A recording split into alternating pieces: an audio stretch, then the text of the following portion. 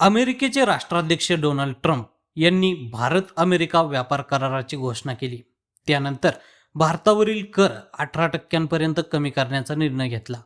त्या बदल्यात भारत अमेरिकेकडून अनेक वस्तू खरेदी करणार असल्याचं समोर आलंय. त्यावर स्वाभिमानी शेतकरी संघटनेचे अध्यक्ष राजू शेट्टी यांनी आक्रमक भूमिका घेतली. यावेळी राजू शेट्टी नेमकं काय म्हणालेत पहा. अमेरिकेचे राष्ट्राध्यक्ष डोनाल्ड ट्रम्प यांनी केलेल्या ट्विटनुसार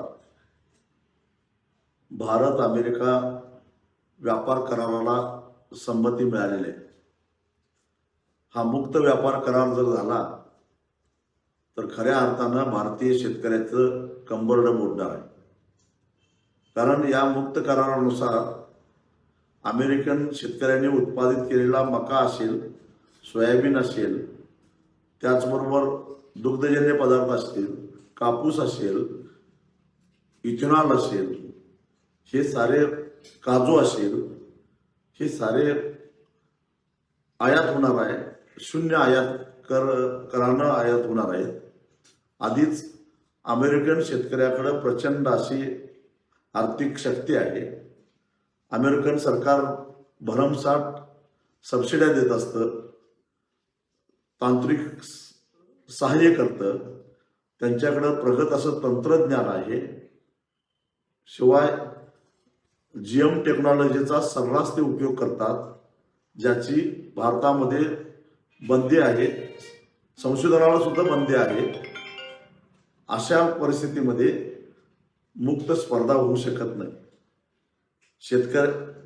सरकारनं रासायनिक खतावरच्या सबसिडी कमी केल्यामुळं रासायनिक खताचे दर आकाशाला भिडत आहेत. पर्यायानं भारतीय शेतकऱ्यांचा उत्पादन खर्च वाढत चाललेला आहे आणि GM तंत्रज्ञानाचा वापर करण्याचा अधिकार नसल्यामुळं उत्पादन वाढायला तयार नाही. आणि अशा परिस्थितीमध्ये GM उत्पादनानं भारतामध्ये जर का आली तर किमतीची स्पर्धा करणं भारतीय शेतकऱ्याला केवळ आणि केवळ अशक्य आहे. आणि अशा परिस्थितीमध्ये दुग्ध व्यवसायावर विपरीत परिणाम होणार. मका, सोयाबीन, कापूस उत्पादक शेतकऱ्यांना फटका बसणार, काजू उत्पादक शेतकऱ्यांना फटका बसणार आणि इथेनॉल मोठ्या प्रमाणामध्ये आयात झाल्यामुळं अदानींचा फायदा, अंबानीचा फायदा होईल, रिलायन्स इंडस्ट्रीचा फायदा होईल, पण भारतीय साखर उद्योग मोडून पडेल. डोनाल्ड ट्रम्पने असा काय दबाव आणला मला माहीत नाही, पण आमच्या 56 इंच छातीच्या पंतप्रधानांनी मात्र नांगी टाकून या करारावर सही केली. ही अत्यंत दुर्दैवाची गोष्ट आहे.